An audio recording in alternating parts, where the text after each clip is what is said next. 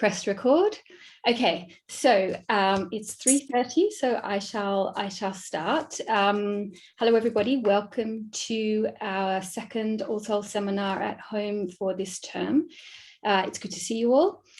And today we're very lucky that we have Alison Liebling here to talk to us about a chapter from a book she's writing. So this is going to be a presentation about all the thoughts that are in her head at the moment, which is always very exciting to have these sorts of presentations. Alison, I'm sure, really needs no introduction, but I will give her one anyway. She's Professor of Criminology and Criminal Justice at the Institute of Criminology in Cambridge, where she's also the director of the Prisons Research Centre. Alison has worked for many years on a range of aspects of the impact of prison life, and is particularly well known to us all as a result of her research into the moral quality of prison life, which has not just sort of shaped the field of prison studies, but has also had an immense effect on prison policy and penal practice in the UK, but also much further afield. She's also, of course, extremely famous for having been my PhD supervisor many years ago. And it just shows how nice it is to stay in touch with your PhD supervisors when you move on. So let's all do that. It's the usual format. I'm recording, so the talk will go up on YouTube.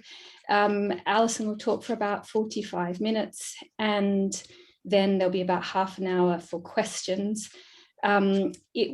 While she's talking, feel free to turn your camera off, because otherwise you appear in the video possibly, although actually I think when she shares the screen you don't. But once we revert to the question and answer session, please do put your cameras back on so Alison can see you. So I'm just going to hand over to you now, Alison, and you can share your screen. Thank you very much, Mary. Now then, share. Let me just from the beginning. Has that worked? Yeah. Okay, so let me just. So thank you, Mary, for that delightful introduction. Hello to everyone, and thank you for the invitation to present today. As Mary said, this is risky, a lot of thoughts in my head. I'm really delighted to have this opportunity. I'm sort of using this session as an opportunity to rehearse what will be the shape of a chapter. So more than usually, I'll be delighted if people have questions and comments or feedback or anything like that. So even though I'm only here in space, I'm very delighted to be here. I'm still nervous of the online format, so it feels very strange to be speaking to my own PowerPoint rather than to your faces. So I shall look forward to seeing you all after my comments. Last time I spoke at an All Souls seminar, it was in real life, and the event acted as a kind of therapy for me as I was in recovery from my return research project at Whitemoor High Security Prison. Several of the audience asked very helpful questions, and some wrote to me afterwards. I still have that correspondence, and it's still very relevant.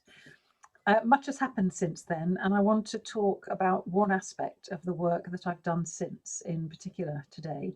So let me briefly explain how I come to be talking to you about this topic and the broader context in which I'm tackling it. So I am writing a book, as Mary said. It's my first major book since Prisons and Their Moral Performance, and it's as part of a Leverhulme Major Research Fellowship, which started in October. And the project I'm undertaking is called Moral Rules, Social Science and Forms of Order in Prison. And it's a kind of synthesis of what I've learned from all the research I've ever done. There's new data in it, but I'm also trying to place my cumulative work within an intelligible frame, so to conceptualize it more fully. So my argument, based on 30 plus years of digging around in prisons, is that we live in a moral universe. Different moral climates, not just in prison, my evidence comes from in prison, but different moral climates generally shape outcomes. So survival, aliveness, order and disorder, and violence.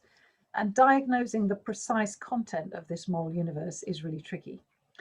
The virtues that human beings need, this is using the language of philosophers, but my use of these concepts is largely empirical, include respect-like virtues, fairness-like virtues, and a family of virtues related to order and security. Not all the constituent parts of this moral universe operate in a linear way. So the concepts of trust or love or compassion, for example, may have upper limits, as the Greeks proposed. I argue that in prison, questions of what matters most come into especially sharp focus. I also want to argue, however, that what we learn in prison is applicable to human beings more generally. It's just that in prison, the stakes are high and the dynamics are visible. There's also a general absence of the virtues, so that when they appear, the contrasts are acutely evident. So in general, the more respect, humanity, fairness, professionalism, clarity and assistance there is in prison, the more likely prisoners are to survive the experience. These prisons are also more likely to be orderly. So this is a kind of legitimacy plus argument, but there's much more than legitimacy going on, and there are other important outcomes besides order. If the main difference between a survivable and non-survivable prison is its moral climate, which I found in several studies and other people in other countries are now finding it too, then this tells us something really important, maybe even fundamental, about the human condition. Immoral climates, degrading treatment, disregard, lack of safety, and feelings of injustice make it very hard for us to live. My various studies of suicides in prison will make this point in chapter 4 of the book. So my observations today are based on the first full chapter that I've written. I assumed it would be the last chapter I was going to write. It was going to be called Political Charge, but now it's called Creating Anger.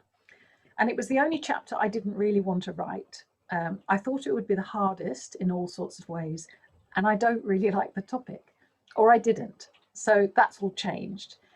And one of the things that changed it was that I found myself in an unexpected rage while I was writing an earlier chapter on research methods and my research life. Happy to say more about this later if you like. But that meant I left that one behind for now, and this one took off instead. So it's not finished work. I'm still refining the argument as well as working out what it means for the larger project. And I'm going to draw on parts of it very selectively in my comments today. So my argument in this chapter is that anger is very common in prison, and that this word is neglected by most prison sociologists. Not all, so John Irwin has quite a lot to say about it, as do several other convict criminologists, which is interesting in itself. But even in the literature on prison riots, British penologists use words like discontent. So the emotion is muted. Anger has increased, and it varies significantly between prisons of the same type. Above a certain threshold, it leads to violence and to moral corrosion. We should treat anger as a call for further information. So my account still arises from the Whitemore 2 study and its after effects, which led to an attempt to measure levels of political charge in several high security prisons, amongst other things. And this work forms part of a much broader effort to make sense of changing dynamics and forms of order in high security prisons, which I've written about here. The term political charge rang true when I came across it in Mark Ham's work as I was doing the Whitemore 2 study. He linked it to radicalisation in prison, but I think it has a much broader relevance. I'll show you how we operationalised it and some results in a moment. So I've defined it for now as anger, alienation, and reactivity. It reflects caused or created generalised anger. And like distress, this is from an earlier study on suicides and distress, showing that in 12 prisons, measures of distress are linked to, highly correlated with, moving average suicide rates. So you can leave suicide aside and study distress. There's much more data about that, and it gives you more to kind of understand. So a bit like distress, I'm arguing that anger comes before its many violent manifestations. And if we keep the analysis here, where things go on, rather than starting from radicalization, for example, which is a really unsatisfactory term, then we may understand more. So the radicalization term starts from difference. It asks, why might Muslim prisoners become violent jihadists? And this question narrows and distorts our vision. So one of the arguments I want to explore is that, like thick and thin morality, Walzer's term, there is thick and thin anger. Both are deep, so thin doesn't mean shallow. I mean that we become angry in universal and human ways that matter and share common ground before, or as well as, experiencing anger in ways that are mediated by and inseparable from our embedded, elaborated identities. So when I get angry as a woman, does this anger belong in the same family of emotions as my anger as a Jew, to take two random examples? Its relationship to action might be distinctive, but the underlying causes, unfairness, disregard, persecution, have much in common. This might be a controversial argument in our age of identity politics, but I'm reasonably confident that this is what I found. The other side of this possible disregard dynamic was illustrated in my article with Leo Keliotis on race matters in British prisons in 2006, where we found that prisoners experience more intense race discrimination in prisons where the culture and treatment of prisoners in general, so ratings of respect, humanity, fairness, relationships with staff and safety, were poorest. So discrimination was, as well as other things, an extension of ordinary injustice. Of course, much has changed since then. So I suggest that we should explore angry feelings sociologically rather than focusing on individualized angry dispositions or approaching anger as mainly pathologized and risky. We need to understand the concept of anger with more philosophical nuance. So philosophers talk about apt anger, for example, even when it's counterproductive. So I'm basically, to my own surprise, repeating the pattern of my work on suicide. Let's take it off psychiatrists and psychologists and give the topic to sociologists and see where that gets us. Only this time, for suicide, anger, and trust, which are the three main empirical chapters in my book, I'm also consulting philosophers and finding that they have much to add. So anger is one of the most complex and distinctive emotions, as well as one of the most overlooked. And it troubles moral philosophers because it's both essential to our dignity and dangerous to our moral and physical health. So what then can we make of the finding that prisons are very angry places? What is the phenomenology of anger in prison? How should we evaluate and respond to this emotional raw material? Is political charge an appropriate measure for in-prison anger? Is it a meaningful indicator of specific risks in the way that distress can be a meaningful signal of suicide risk? The problem of anger is it carries energy, and this is often destructive, but it can also be a source of insight. So Srinivasan argues that anger can be a source of clarification, a sometimes fitting response to an unjust world. So even when it's counterproductive, she argues, it can be apt. Violence is more categorically wrong than anger is. So at the very least, we should be asking, why is this person angry? A causal explanation, she says, is not the same as a justificatory one. So much of the anger expressed in prison seems reasonable to a patient listener. Often prisoners' capacities to tolerate bureaucratic and other frustrations, injustices, and slights seem Herculean.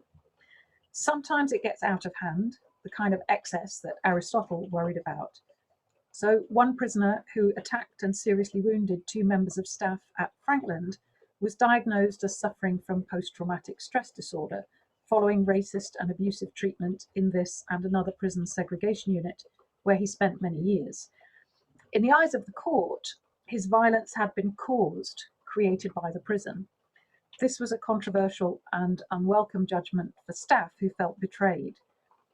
Other acts of violence against prison staff have been judged in court surprisingly lightly in the eyes of staff again, because of concerns emerging in the evidence about provocations and inappropriate talk by some staff. Following another such case that went to court shortly before our main fieldwork, staff were incredulous and down when the charge was reduced from hostage taking to assault. The reduced charge left lingering uncertainty as to the identities or respective moral statuses of perpetrators and victims. So the legal and moral arguments in the cases above rest on the question of whether particular prisons or particular prison experiences produce acts of anger and violence via injustice, maltreatment, trauma, and pain. There are many other causes of violence, including temperament, shame, loss, patriarchal cultures, aggressive and fragile forms of masculinity, as well as instrumental causes and its inherent attractions and rewards. My focus here is on exploring the possibility, borne out by empirical evidence, that prisons differentially create or contribute to angry feelings, thereby increasing the risk of violence. If this is the case, then we can learn a lot about what causes it. So let me introduce you to some observations from the field, some quantitative results, and some further reflections about anger. So I first detected a new mood of anger and violence among prisoners during the Whitemoor 2 study. I'm not going to repeat any of those findings here, as I talked about it last time, and there's material in the public domain. Let's just say that this new mood required further elaboration and measurement. So in a mainly observational and interview-based study in 2 further high security settings carried out 2 years later, prisoners also expressed a great deal of anger, linking these passions to changing sentencing and risk assessment practices, their general treatment by staff, and race or religious discrimination. So I'm starting here with entry into the field at Full Sutton, because that's where we found the most anger. It was very similar to Whitemoor. Here we're having some group discussions. It's day 1 of the project. There were 10 participants in the group. They each introduced themselves by giving their tariff lengths and the time served so far. 6-year tariff, 17 served.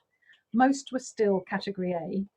Theirs was serious time, which meant longer than expected, longer than in the past, and often beyond the tariff, so largely indeterminate. Prisoners described themselves as forgotten and not recognised. Positive change was not acknowledged. Each of their stories were bewildering and yet familiar. So the first one, I came here to do a course. It took 3 years to assess me. I was not eligible. I lacked motivation, and I was too low a risk for the high risk course. I've been here 7 years. I'm being held hostage. This is quite telling language. Their use of language was poetic and yet precise. The prison was known colloquially by prisoners as Full Stop. They were being stored in a warehouse. The regime was oppressive. The prison was short of staff. The new recruits don't know what they're doing. Prisoners knew exactly what staff were earning, how many officers were deployed on the wings. They knew the character and priorities of the governor and how much it was worth to keep a prisoner on category A. They knew precisely how many prisoners were on category A in the prison, 230, and how many had been downgraded in the last year, 2. In other words, they knew everything. They knew what kind of upbringing the governor had, who liked whom amongst the staff, who had a grievance, and who could be relied upon for an answer. This was a high-stakes environment, and up-to-date information about changing practices and regulations, as well as the progress or otherwise of fellow prisoners all over the prison estate, was deeply valued. Some of the participants gave up their gym session to attend our group. They liked our questions in the survey and picked out the ones they felt represented their experience best. I like this one. To get things done in this prison, you have to ask and ask and ask. Staff are not interested in progression, they said. officers had concerns about conditioning and extremism. Prisoners were convinced that there was a conspiracy at Full Sutton to keep them Cat A for the money. Other high security prisons had more downgrades and transfers out. They cited letters and news of co-defendants as their evidence. It was very common to hear, "I've done all my offending behaviour courses. They want to monitor me for another 12 months. This place is painting me very negative." Late referrals for the 5-year-long DSPD programme, a new-ish programme for offenders found to be suffering from personality disorders, were often received negatively. So this prisoner, the second quote, saying, "I got a letter, insufficient evidence of personality disorder.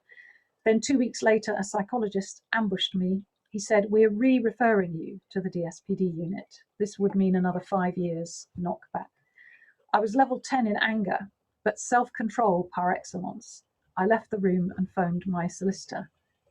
This taking up of the language of assessment by prisoners was very common. They all knew and cited their OASIS score, their risk assessment score, and many argued that these were calculated in unfair and malevolent ways. So the third prisoner says 12 out of 15 boxes were unticked.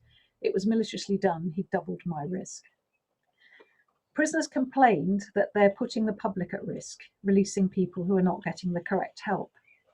This co-opting of the language of public protection to criticise the prison with felt like Matheson's account of censoriousness in a Norwegian preventive detention facility. Prisoners in his study found the treatment regime to be capricious and patriarchal. The prisoner's weak defence was to summon the prison's administrative power in order to challenge its treatment power. This was in many ways absurd. Prisoners end up using one form of penal power against another in a self-defeating cycle of indignation. The indeterminate sentence was dysfunctional. It created manipulation. Prisoners were forced to pursue unstated criteria to gain their release, and no real treatment could take place under these conditions. Basically, prisoners at Full Sutton felt they were not being given a chance. They had hopes and dreams. "I want to work with young kids. I want to see my grandchildren. I want to visit my mother's grave."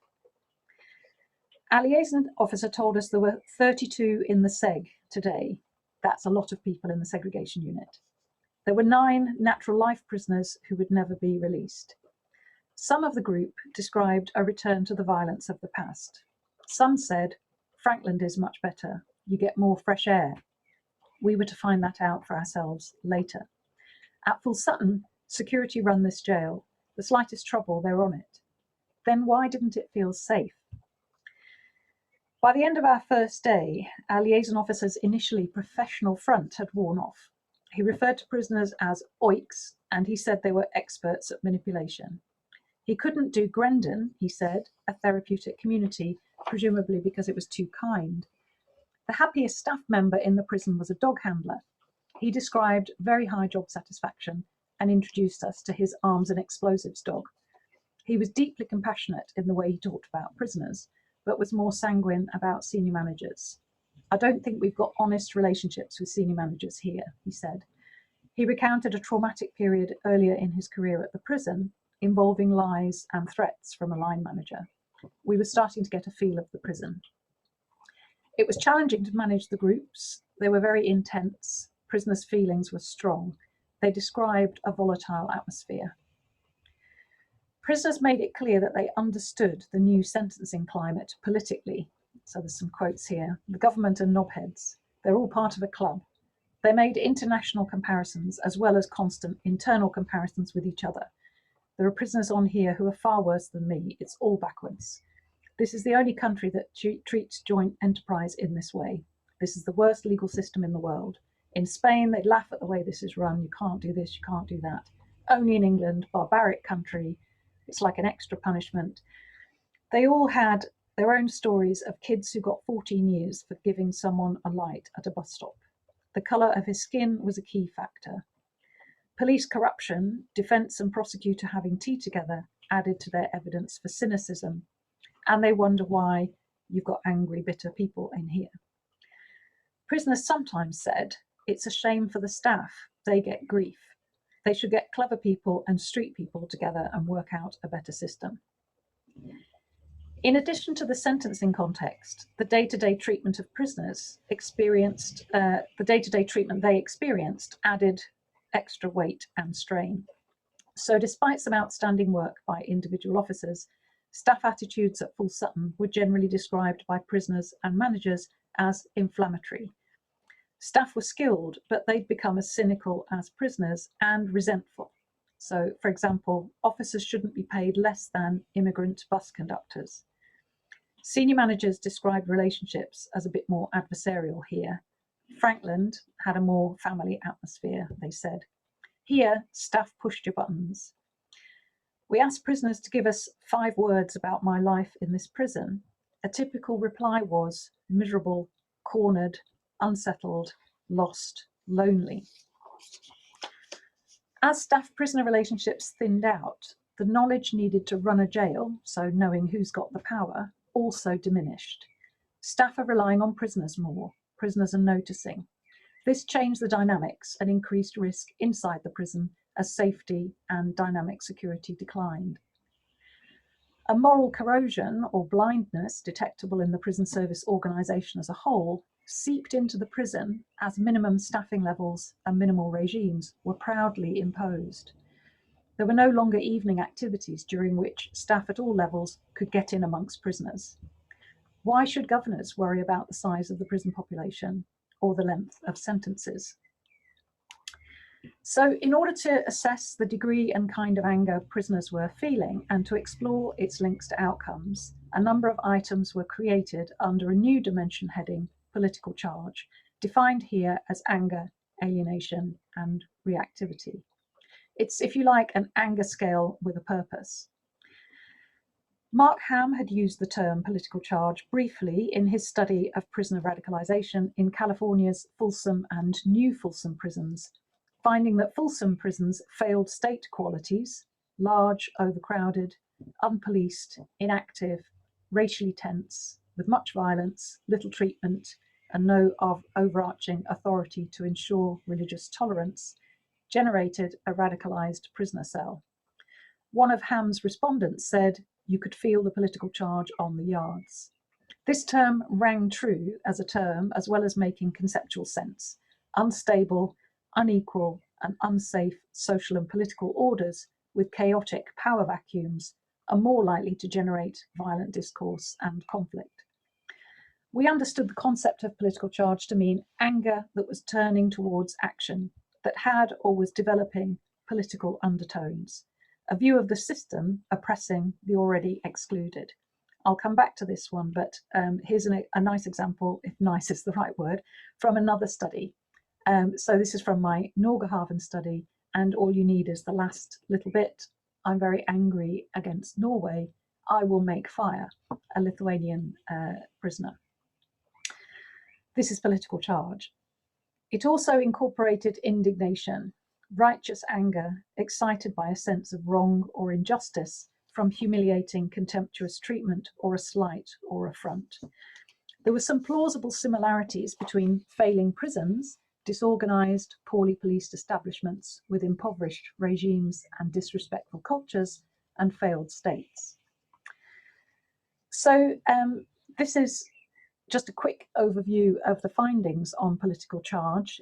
In both prisons, the overall dimension score was below 3.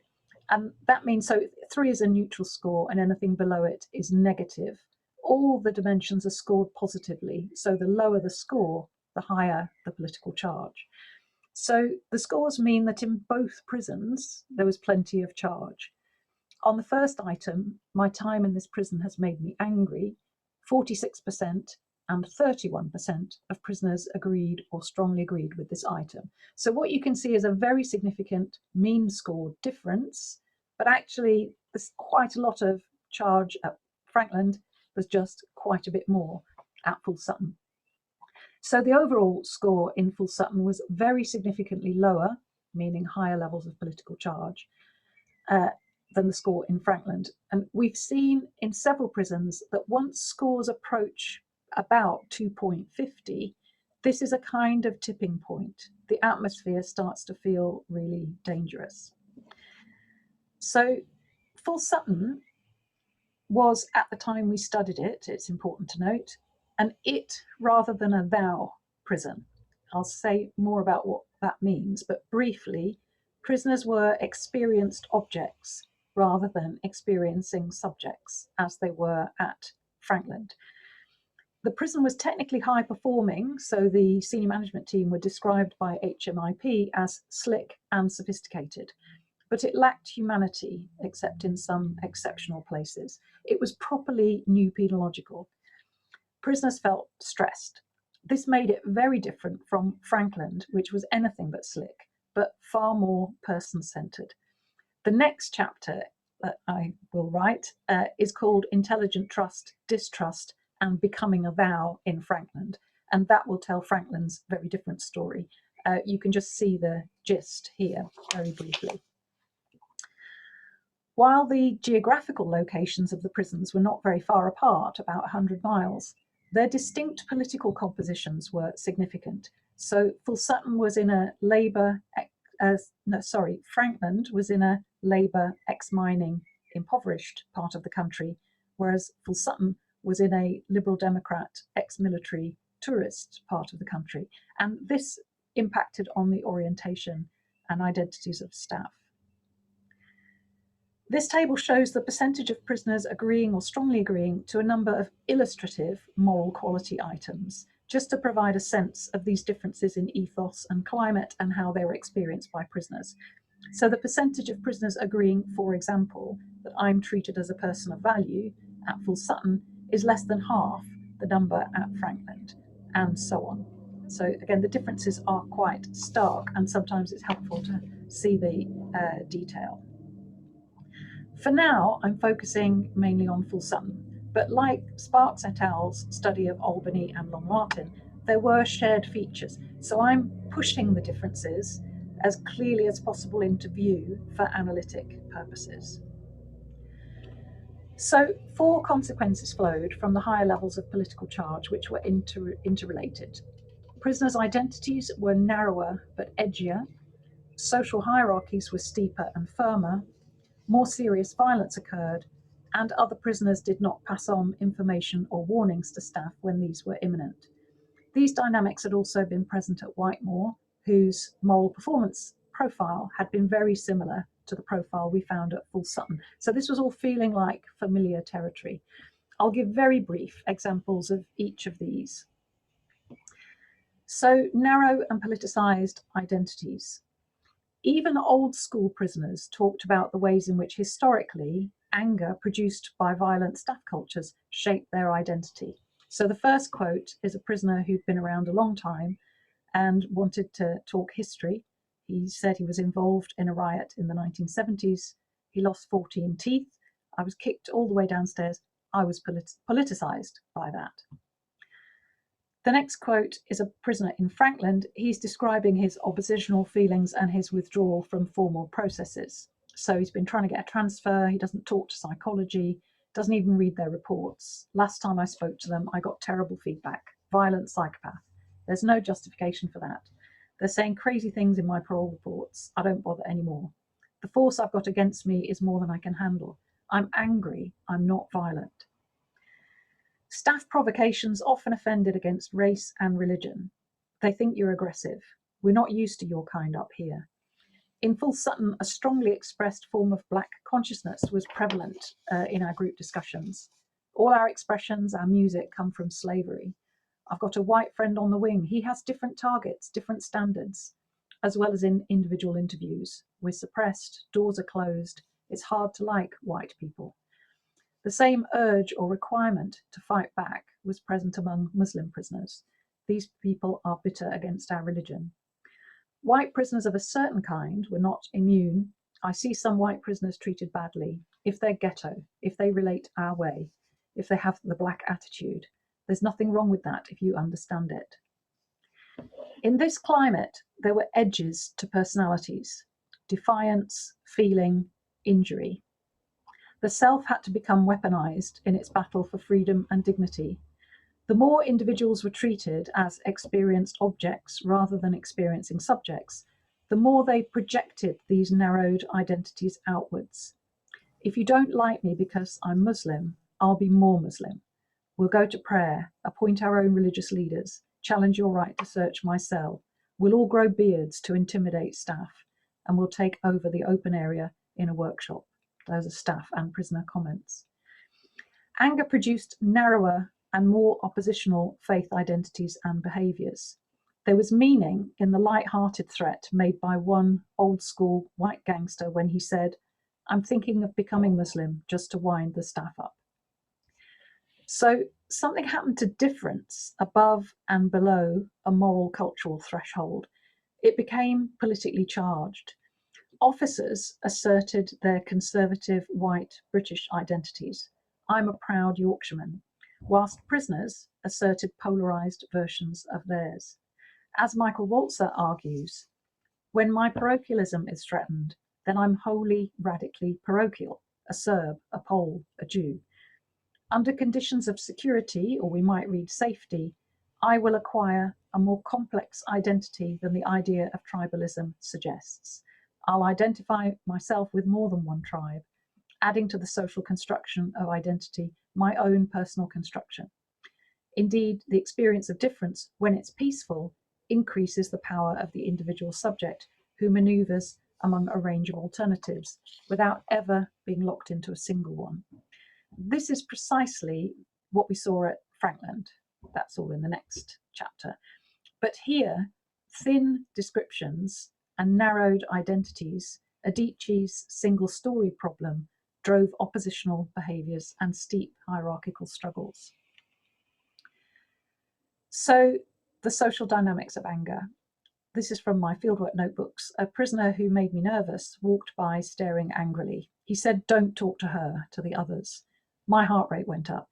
Then he came back and started to outpour. Like officers do, they do this a lot, who don't want to be interviewed, and then they sometimes talk more than others. "I need help," he shouted. "I've thought about suicide.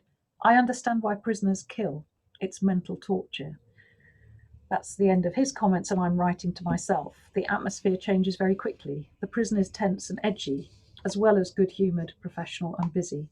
This moving from tension to peace is more extreme. The distance between the two is greater. One feature of the new social arrangements was that the overt flow of power was visible. One prisoner's identity-related anger spilled over into instructions to others. "Don't talk to her. I don't trust her, so you shouldn't." This was no hidden transcript, but it was organised resistance. The prisoner here changed his mind, but many didn't. Prisoners were instructed by other prisoners about the rules, which had symbolic meaning. The moral frameworks and established codes that I was familiar with in prison had broken down. Distinct oppositional types of prisoners were esteemed or rose or found their way to the top of the prisoner hierarchy, carrying influence in these kinds of climates. Prisoners in poorly rated environments described steeper power gradients, with leaders resorting to violence more frequently to impose their own forms of order. An anger, distrust, fear cycle, increased tension, competition, uses of power, and assaults on the wing. We found many power seekers defending narrow and often polarized faith identities, imposing strict alternative norm enforcement, no showering without underpants, no cooking bacon in the kitchens, and exerting strong expectations that prisoners would conform in these areas. Here, religious identity looked like gang behaviour. Among large groups of Muslim prisoners, some of whom sought protective shelter, there was a blurring of the distinction between genuine religious practice and enforcement behaviour. Faith and power became somehow fused. So, violence. Prisoners on high political charge wings described provocation and distance from staff, fractious relationships between prisoners, and the rise of serious violence. They witnessed and participated in behavioural cues of political violence, like overarming themselves with weaponry and reporting that individuals were coercing conversions or oversharing extremist beliefs with others. Serious assaults by prisoners on other prisoners were significantly higher at Full Sutton than at Frankland. The below 5 means the prison service don't report figures if they're less than 5. So we just know all these figures are less than 5. A planned hostage-taking incident by 3 prisoners, 2 Muslim prisoners and a white recent convert to Islam, lasting 4 hours, looked very much like an act of extremist violence. It was framed as an attempted beheading. The officer was badly injured, cuts to the neck and a broken jaw. In the aftermath, prisoners complained that staff on the wing tarred all Muslim prisoners with the same brush. The vast majority of Muslim prisoners had no interest in any of this. This incident was both a game changer, increasing ministerial interest in the management of high security prisons, and it brought all the issues of long-term imprisonment to the fore. It looked like situational radicalization. One consequence of the high levels of anger and disaffection on the wing was that no prisoner tipped off any member of staff. This was not solidarity, but disaffection. It was not that risk had been absent before, but its dynamics had changed. So one officer here is describing a hostage-taking incident that occurred at a prison in 1991, and he simply describes that we were kept safe by prisoners. In the aftermath of the full Sutton hostage-taking incident, prisoners commented that it was really unusual for staff not to receive a tip-off when there were clear signs that violence was brewing. The incident replicated a pattern we'd seen in a previous prison. Widespread anger affected identities, social dynamics, the treatment of difference, levels of violence, and the preparedness of prisoners to warn staff when an incident was brewing. Narrower and more power-infused identities, steeper hierarchies, stronger norm enforcement, and the ready recruitment of willing perpetrators into violent acts were all found in the more charged prison. Variations in levels of political charge were explained by 7 main dimensions, so bureaucratic legitimacy, humanity, staff-prisoner relationships, respect, decency, intelligent trust, and staff professionalism. It's important to note here that staff professionalism includes the good use of authority. So a good moral climate is not a permissive climate, and that what's so interesting about this, at least to me, is precisely the kind of persistent value tensions in a decent climate that Isaiah Berlin talks about. So what these accounts suggest is that order, cooperation, and the management and reduction of anger are worked at in better regimes. So officers create rather than maintain order. So on the one hand, feeling recognised as the person I am is critical. So here the score at Franklin just edges over the neutral score.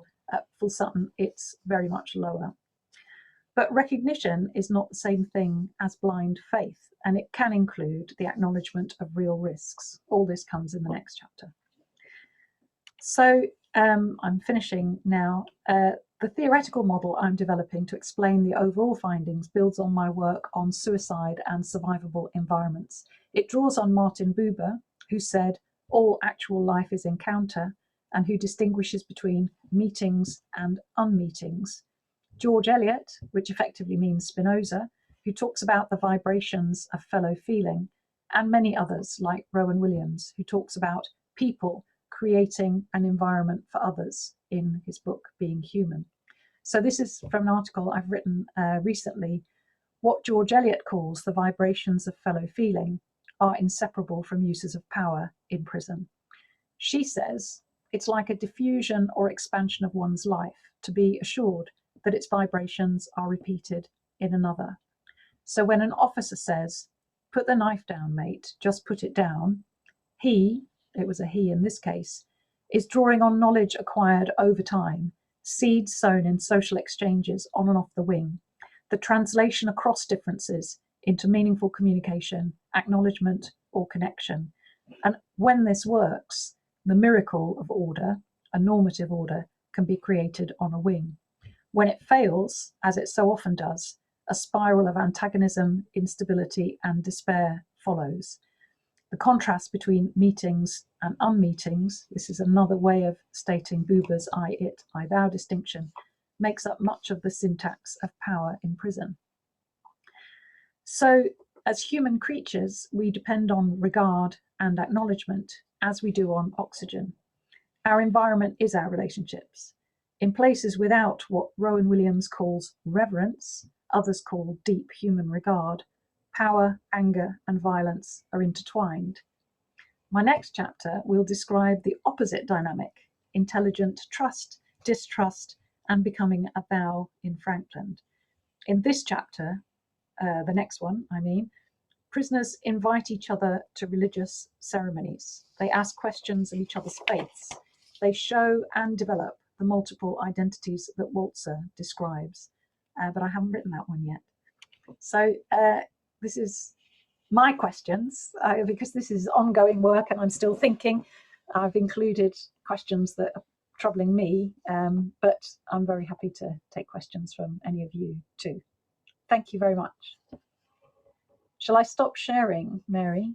I think so, yeah, because that way you'll be able to see everybody's smiling faces. Yes, that's what I'd like. Okay. Thank you very much, Alison. That was fantastic. I will now stop the recording so we can go to question and answer.